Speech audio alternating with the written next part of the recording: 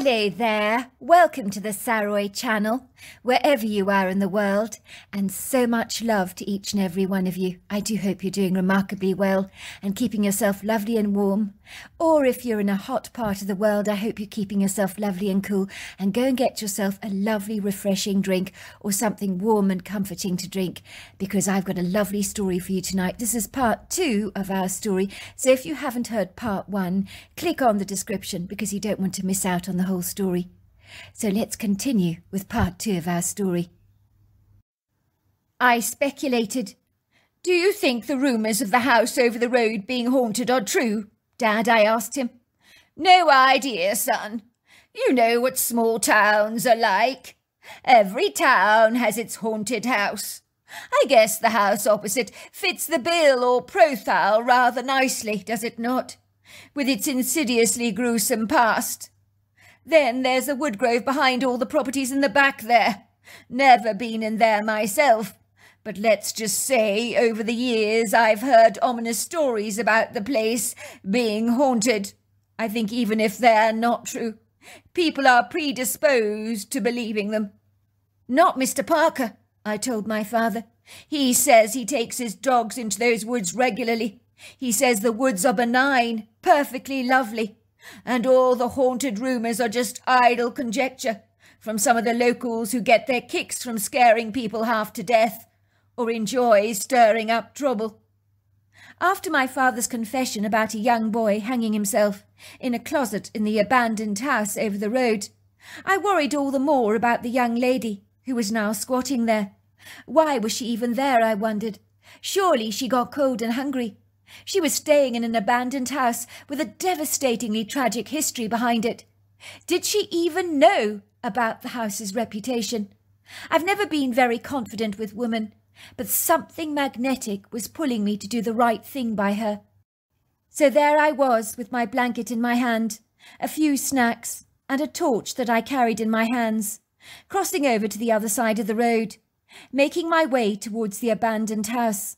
The night was fiercely cold, as a wind whipped against my skin, and the trees on our road thrashed their naked boughs up and down like a seesaw. I walked through the tangled, very bleached but stiff grass of the front yard, ambling over towards the open window that had been blocked on the inside with merely a piece of flimsy cardboard to keep out the cold, and given that it hadn't been taped up from the inside, it was doing a meagre job in subduing the elements. I pushed the cardboard away from the window, crawling through the space, finding myself standing up on a very old kitchen counter, where the tiled surfaces were crumbling away from the grout. And that was when I saw her. She was lying on the floor, with a cushion from the old settee being used as a pillow, and she covered herself with a flimsy, threadbare blanket that was filled with holes. The place smelt musty and damp, with the faint smell of cigarette smoke that offensively impregnated the air, that seemed to have seeped into the bedraggled furnishings and frayed curtains that were yellowing with age. When she saw me standing there, with a blanket and a paper bag in my hand, she looked very scared. I hadn't considered that my presence might scare the woman half to death. She sat up, her eyes wide, clutching the blanket tightly to her chest, her body trembling with terror, her face white. The room was lit up by a single lamp. It was strange that after all these years, the house still had electricity. "Who are you?" she said, stammering. "Who are you?" "I'm sorry. I didn't mean to scare you. My name is Scott. I live over the road. I noticed you were squatting here in the abandoned house. I was worried you might be cold. I brought you a blanket," I said shyly, handing it over to the young woman, who took it reluctantly. "I made you a couple of sandwiches, in case you're hungry," I said, handing her a paper bag. The young woman's brown eyes brightened. "That's so kind. I don't know what to say," she said, taking the blanket from me and the bag of sandwiches. "My name is Lucy. Lucy Palmer." "Pretty name. It's freezing in here, isn't it? I could bring you an electric heater if you like." "Are you really this nice to all the squatters that come here? I would imagine most townsfolk would find them to be a menace, but not you," she said, studying me curiously. You don't work for the Salvation Army, do you? She teased. Anyone can see you're not a menace. Where are you from? I asked her. Oh, you know, she said vaguely, not wanting to answer my direct question. I'm just passing through. She opened my sandwich bag, with a great deal of enthusiasm, I thought, pulling out a sandwich and inspecting it closely. Ham and cheese! My absolute favourite! How do you know? Oh, my word! I recognise you! I knew I'd seen you before. You're that waiter from the coffee shop in town. You took my order the other day. I grinned bashfully. You've got me there. I concede that based on your recent order at the coffee shop, a little birdie told me you had a taste for ham and cheese sandwiches. I saw you going into Dr. Munro's office, I said suddenly, realising I'd gone far too far. This was not the right thing to bring up with a perfect stranger. I must sound like a real busybody. Now this girl will probably tell me to mind my own business. But to my surprise, she didn't. The girl's jaw tightened. She stared at me as she ate her sandwich, chewing it slowly. Do you want to sit down? She asked. It's kind of lonely in here. I would rather appreciate the company. I nodded. Why not? I have to apologise for mentioning your visit to Dr. Munro. I don't know what came over me there. It's none of my business. I'm not normally so abrupt or presumptuous. The words just popped out of my mouth without any filter, I said apologetically, folding my legs onto the oakwood floor that was well past its best, as many of the floorboards were warped from being exposed to the damp, from some hairline fractures in the roof, I should imagine. Well, I wouldn't call you nosy. I'd say you were observant. Well, it's difficult not to notice you. But what are you really doing here, if you don't mind my asking?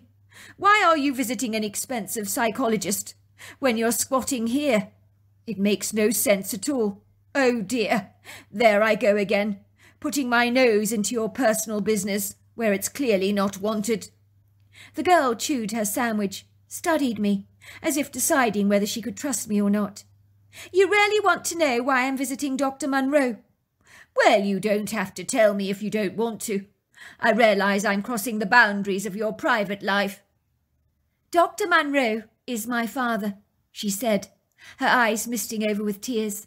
Only he doesn't know it. How can he not know that he's your father? My mother met him in Florida. They had a holiday romance 18 years ago. Then she never saw him again after that. I came along 9 months later.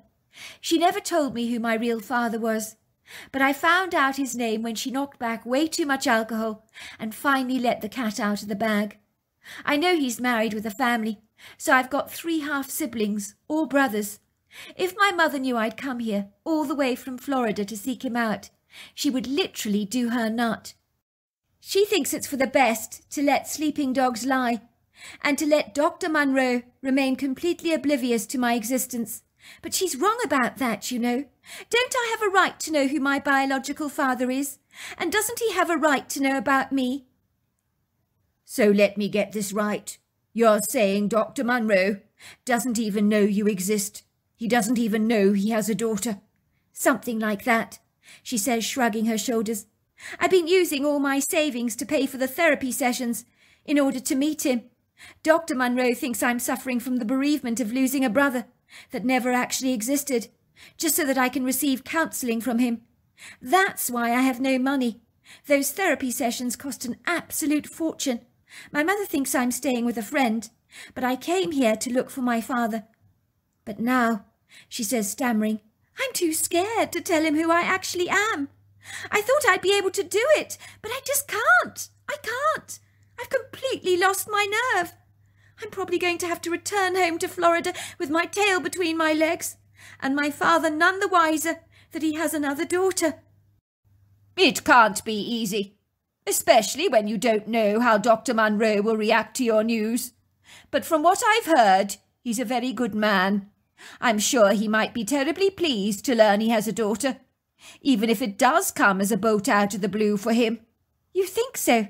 Asked Lucy, her eyes hopeful. Oh, I hope you're right. I can't stay here for very much longer. I can't sleep at night in this god-awful, desolate place. It freaks me out. In truth, I'm so glad you're here. It's quite scary on your lonesome in a place like this." She lowered her voice into a whisper. "There's something ominous about this house. I don't know what it is. I can't put a finger on it exactly, but it has a very sad, mournful, lugubrious energy about it. Sometimes I just want to cry for no reason at all, but the emotions aren't actually my own. It's like I'm feeling the total despair of somebody else who lived in this house once. I have a profound sense that something really bad happened here. I've always been sensitive and intuitive like that." I decided it would be wise not to tell Lucy about the boy who'd been found hanging in the closet all those years ago, and his 2 grief-stricken parents who had been ruthlessly kicked out of the house by the bank when they couldn't pay off their mortgage repayments. Some stories were best not shared. "Look, I better go," I said. "My father will be worrying about me." I knew that wasn't true. My father would probably not even know that I wasn't at home, but I needed an excuse to leave. "I would invite you to stay at our home, but it would be awkward. My father has issues with alcohol." Lucy held up her hand. "You don't have to explain. I understand. You've been so terribly kind." "Look, I would tell Dr. Munro if I was you, that you are his daughter. Do you have another session with him in the morning?" "Yes, I do. Tomorrow is the last one. Well, the last one I can afford. Then I go back to Florida. So I either tell him tomorrow, or that's it." "I think you should tell him. I really do. If I was wearing his shoes, I would want to know if I had a daughter. But then again, that's me. I never did have a big family, so what I do have is precious to me." "Thanks for that. You've given me some food for thought." I wiggled out of the window of the abandoned house, my feet dropping onto the grass below, and that was when I heard the scream. It sounded like a woman was being murdered, and it was coming from the woodgrove at the back of the property. I don't mind admitting that it scared the living bejesus out of me. Lucy was leaning out of the window, looking at me, her face growing as white as a sheet. "Did you hear that? Did you hear that?" she asked me. I nodded. "What the hell is it?" "Wait there," said Lucy, returning to the window with a fire poker in her hand, which she handed over to me, along with a spare torch, although I already had one in my pocket. "A woman is being attacked in the woods. We have to help her," she said, wiggling outside the window to join me. She was wearing her black and white coat and a sensible pair of sneakers on her feet. "My guess is it's the husband or the boyfriend. It's always someone you know. He lured her into the woods, and he's about to kill her. That's why she's screaming. We have to help her." Lucy told me this with such conviction, as if she had no doubt in her mind that this was what was going on in the woodgrove. I almost believed her.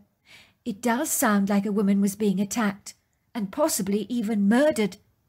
If the truth be told, I'd have sooner gone straight back home to my comfortable bed and pretended I'd never heard the apocalyptic screams. Lucy was looking at me as if I was some kind of gallant knight, which I have to say flattered me immeasurably. No one had ever looked at me like that before, as if I was like a super-duper lion-hearted hero that could right the wrongs of the world. I couldn't allow her impression of me to be dulled or deflated. I could feel the ego inside me pumping up like a beach ball, and it felt good, really, really good. It made me feel important, courageous, heroic. I wanted to live up to Lucy's misguided impressions of me. I wanted to be that superhero. The portentous, inauspicious screaming from the woods persisted.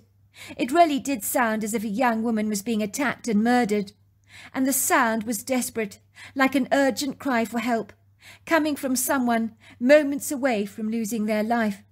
I'd never ever been in the woods at the back of the property before, not even in the daylight hours. I promptly reminded myself that Mr. Parker said the woodgrove was benign, and that all the rumours about the place being haunted were unfounded. "You know, Scott," he had told me, "I don't know where those rumours come from. My guess it's old Mrs. Fisher. She's been making up these stories. You know what that dreadful woman's like. She's the local gas bag, with a nose as long as Pinocchio's. If there was anything wrong with these woods, I would be the first to know about it. My dogs are highly intuitive, and they would sense something was off. But they love chasing the rabbits in there and having a fabulous time. I think folk around here are missing out an awful lot, not exploring the woods. But there you go. People around here are a tad too superstitious. The forest is exquisite, with all those silvery trunks, pretty leaves, all the light that peeks through the canopy, that dapples the forest floor. So sinister the woodgrove is certainly not. But you know people. They'll believe anything. They think I'm quite mad taking my dogs for a walk in the grove. But they're the ones that are missing out. "Hurry up," said Lucy, giving me a push. "Someone is in trouble. We have to help them. A woman is being attacked, possibly murdered. We haven't got any time to lose. We can't just stand here dawdling. We've got to help her and scare off her attacker. You can knock him out with the iron poker. Knock him hard. I can see you're very strong. I know you can do it." The last thing I wanted to do was to enter the woodgrove, but Lucy was right. Someone was being attacked. There was no doubt about it in my mind. The beguiling woodland grove of trees that I'd failed to explore all my life, owing to the unfounded, putative and haunting rumours that had kept me the hell away from the place, the hair-raising ghostly tales that had circulated robustly around town, at the efficacious speed of light, without apology, had almost certainly burst my confidence like a bubble. Suffice to say, many of the locals claimed they didn't believe the spine-chilling tales that abounded, but in their vehement protestations, their actions spoke much louder than words. For it did not escape my attention that these so-called mocking naysayers, who were dismissive of such conjecture, were the very same people who pointingly never visited the woodgrove themselves. So their vacillating reluctance was most illuminative as far as I was concerned. My heart thundered against my rib-cage as I hightailed it through the paper birch trees in the woodgrove, down the long earthen woodland trails, with Lucy running at my side. This girl could run without even gasping for breath. She was in excellent shape, but then you would expect her to be, tackling the icy cold waters of Lake Michigan in November. The 40-foot trees, with their long, spindly, lanky stems, pierced the tenebrific skyline with a lofty, rather grandiose deportment, their white bark obscured by the inky darkness. The pearly moon had grown somewhat bashful, and had timorously slipped behind some cloud cover. The looming dark shadows hauntingly danced through the trees. Our jeans chafed against vegetation and ferns that were not discernible to the eyes, in a dusky twilight that had audaciously stolen all the light away. The stout-hearted trees shook their naked boughs that had long since abandoned their leaves, so that their gangly long limbs in certain lights looked like ungainly claws. It was cold as the icy grip of an oncoming winter imprudently pierced through bone, marrow and sinew. The venturesome wind punched us with Arctic-like gusts as we moved towards the screams. I've never heard such ear-piercing screams before, that sent the fear of God running through my veins. I'm not courageous by any manner of means. I've always been the kind of person to avoid confrontation of any kind. And yet as we ebbed ever closer towards those creatures that could easily shatter your eardrums, I had a profound sense of prognostication, that I was going to have to face my fears head-on, and that was a bodeful feeling that offered me no comfort from my growing sense of unease, that rattled my bones like an old skeleton, and sent cold chills running up and down my arms, so that the tiny little hairs stood up on edge. I'd never beaten up anyone in my life before, not even on a school playground as a boy. I knew that tonight I was going to need to punch the lights out of a man who had dragged a terrified woman, kicking and screaming, into the bowels of the woods, and was in the process of tormenting her, with his end goal in mind, to murder her. Maybe he'd even bury her here in the woods, and then the rumours about the woods in the future would grow exponentially, even more ominous.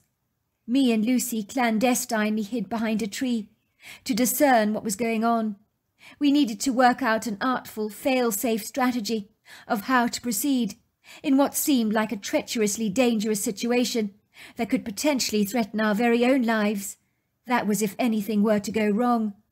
There is no telling what a murderous villain is capable of when caught up in the savagery of his wrathful revenge. I had to consider all the red warning flags. In what way was this man attacking this poor woman? With a poker, a revolver, a baseball bat, a knife? Of course I knew you never run head first into a situation without first promptly deciding how to proceed, as you need to know what you're up against. I certainly didn't want to put my own life in danger, even for a young girl who'd stolen my fancy and warmed the cockles of my heart. Nor did I want to subject her to any danger, which meant we needed to proceed very cautiously. The moon shed her former reticence like an old skin, and her pearly luminescence sparkled through the forest and lit up the silhouettes of the 4 human-like shapes we could see. These were not regular people. They were Bigfoots. There was no doubt about this in my mind, although until this point I had thought Bigfoot was just a mythical creature of legend. But the luminescent light of the pearly moon illuminated the silhouettes of the pyramid-shaped heads, the overlong arms, the humongous-sized bodies, covered in long, flowing dark hair, blacker than coal. I drew in a deep breath and held it in, as if I was diving under the water. My heart pounded violently in my ears, not from fear, but from the absurdity of what I was actually perceiving. My attention was drawn to the screamer, a female Bigfoot, about 5 foot tall, with an immature energy about her, which made me perceive she was still a youngster. She was behaving like a precocious little brat that was not getting her way. It would seem her brother, only marginally taller than she was, had something in his hands that she clearly wanted. It was like she was screaming, "Give it back to me! It's mine, not yours!" It was like watching 2 kids fighting over their toys. The 2 Bigfoot parents, that were easily 9 foot tall, watched their daughter having a temper tantrum, as if her idiosyncratic behaviour was nothing new. I'm sure they must have felt exasperated with her, as any parents ultimately would. The screaming female Bigfoot turned her attention to her father, hoping to get him on side, but he seemed unamused. He began to speak to her in a reprimanding, stern tone of voice, in an ancient language, while his female partner, the mother, nodded in agreement. Whatever it was the male Bigfoot was saying, it appeared to silence the screaming Bigfoot, who hung her head in shame, as if he'd given her a real telling off. The male Bigfoot walked over to his son, demanding him to give whatever it was he was holding in his hands, which he obediently relinquished into his father's hands. It looked to be a bird's nest. All those frantic screams in the woods were all about a little bird's nest. The male Bigfoot threw the bird's nest at a tree yards away from where we were hiding, as if to say, "Now you have nothing to fight about. Neither of you are going to have a bird's nest." The young female Bigfoot dashed towards the fallen bird's nest, trying to gather it up with her hands, but some of the eggs it had contained had broken and were lying smashed on the forest floor. The Bigfoot looked anguish as her sad face examined the broken eggs. She desperately tried to salvage the nest. I could swear her little brother was laughing at her as she grappled along the ground, looking for any eggs that might have rolled under the shrubbery that was still possibly intact. I felt desperately sorry for this Bigfoot all of a sudden. She seemed so attached to this nest. It seemed to mean so much to her. Both of her parents were engaging in earnest conversation, their backs turned away from their daughter. As the Bigfoot grabbed the nest, only inches away from where I was standing, she saw me. She looked up at me in surprise. I think she was so bewildered to see me that she wasn't exactly sure how to react. Her dark eyes met mine. At first she seemed quite scared. I was worried she was going to scream again. Then I did something that even surprised me. I hurriedly went over to her and helped her pick up the pieces of the scattered bird nest, and I helped her look for any eggs that might still be salvageable. I managed to retrieve 3 little eggs that were still together. I handed them to her. Her dark eyes lit up like a Christmas tree, and she squealed with delight. The most extraordinary thing happened. The Bigfoot spoke to me in my head telepathically, and I heard the words clearly. "It was my bird's nest. My brother stole it from me. He always takes my things, not because he wants them, but because it makes me upset. He enjoys making me upset. He enjoys winding me up." I was very glad to see that both mother, father and son were no longer looking in our direction. They appeared to be studying something in their hands and talking to each other excitedly.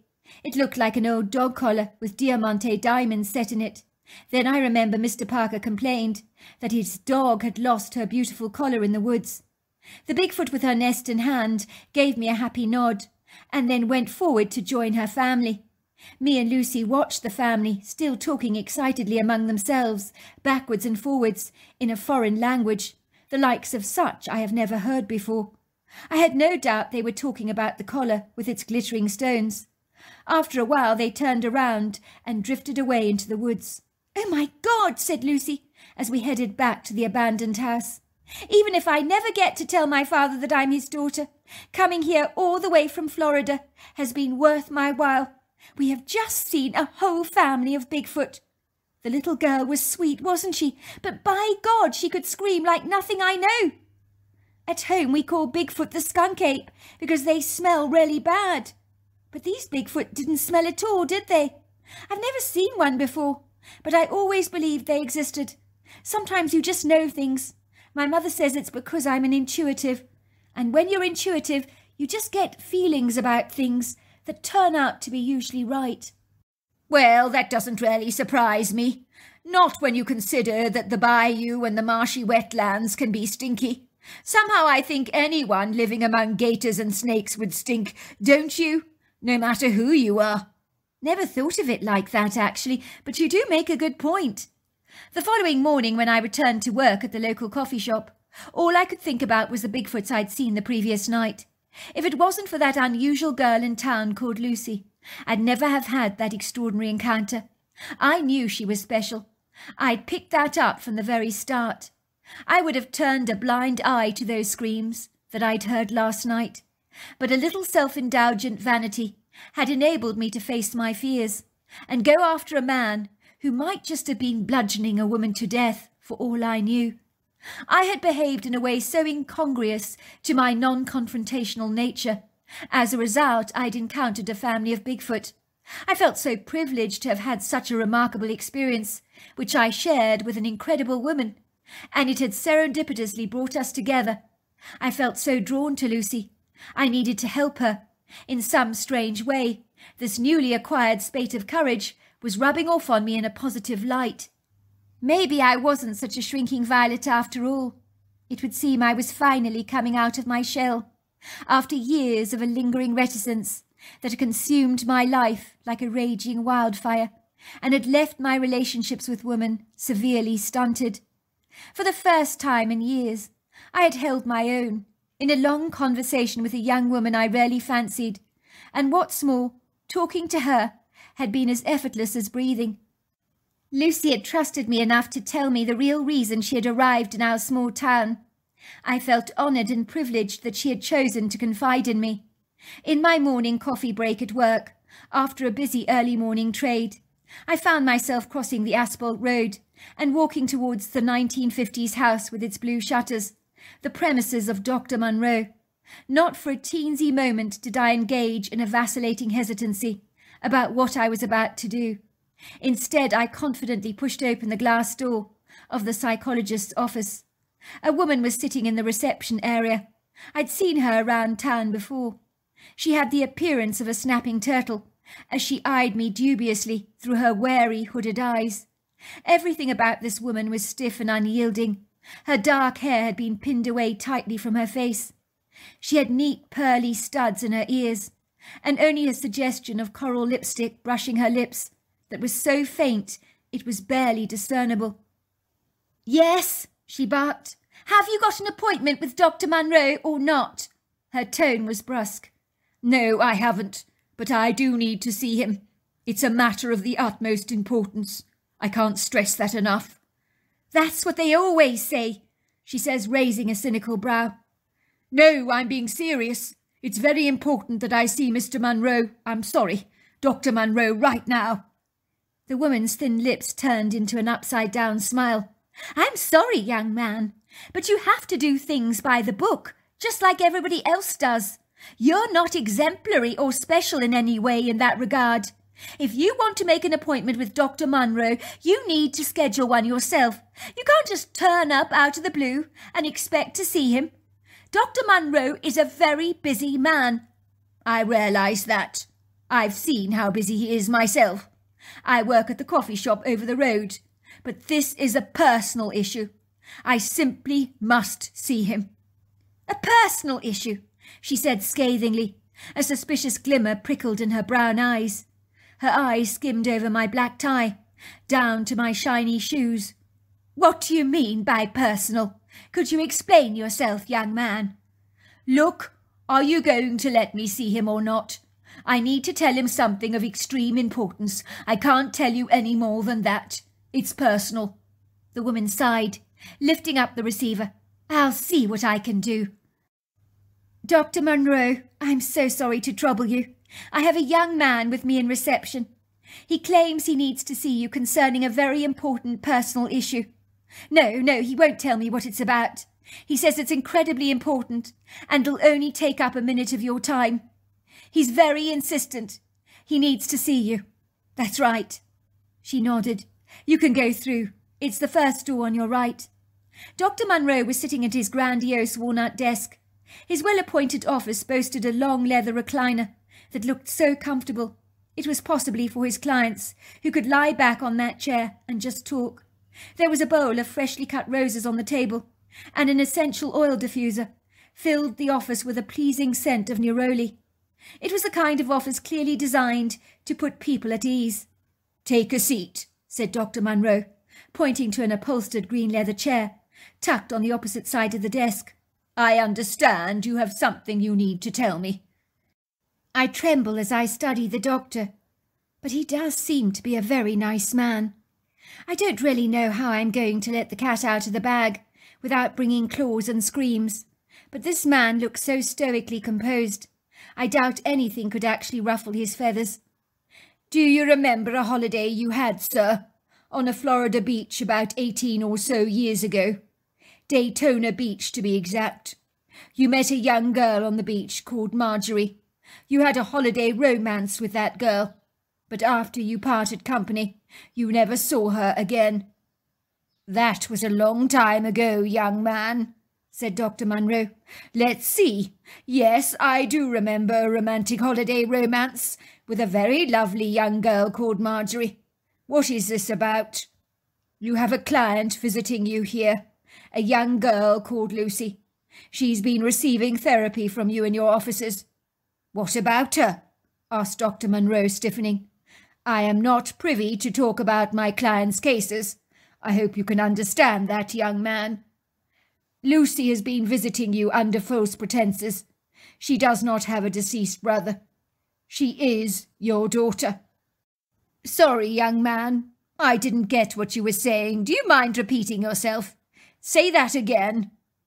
Marjorie was pregnant after you parted ways. She was pregnant with your baby.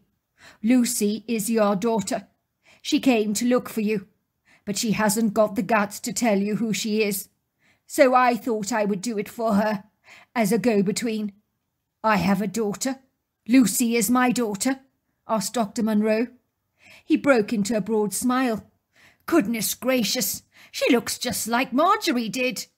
I knew she looked familiar. My wife will be pleased.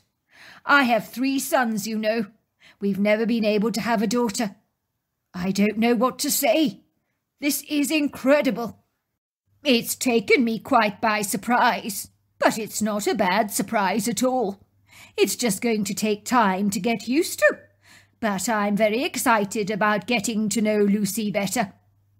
To cut a long story short, which is what I'll have to do, otherwise my story will become an entire book, and short stories need to be constrained within a limited amount of words, so I won't beat around the bush. But the young girl I met in the abandoned house is now my wife. We have 2 children, and Dr. Munro and his family are now close family to us, and they welcomed Lucy into their lives with open arms. She was thrilled to gain some brothers, and Dr. Munro and his wife were over the moon to have a daughter. It didn't seem to matter to Mrs. Munro that her husband had sired a daughter with another woman. Dr. Munro was so incredibly grateful to me for telling me about his daughter that he gave both me and my father personal counselling for our issues, me over my mother, and my father with his issues over his wife that had left him so long ago. Thanks to Dr. Munro's help, my father went to AA and got completely sober. He's now happily married to a woman called Vivian, and he's hopelessly in love with her. I was able to go to college and get a degree, so everything worked out in the end. I do confess, after encountering the Bigfoots in the woods, my life changed exponentially for the better in so many ways. I'm glad to say that these days the wood grove behind the houses in our street is actively explored by ramblers, some who claim to have had fleeting sightings of Bigfoot. The abandoned house and its history was brought to its knees, and a new Cape Cod-style house stands in its place. I've never heard from my birth mother again, but a woman who wouldn't get rid of the monsters under the bed of a 5-year-old kid, in my mind, is not worth fretting over. That's what I say. So there you are. That's my story. Wow, what an incredible story. Until next time, goodbye and good night.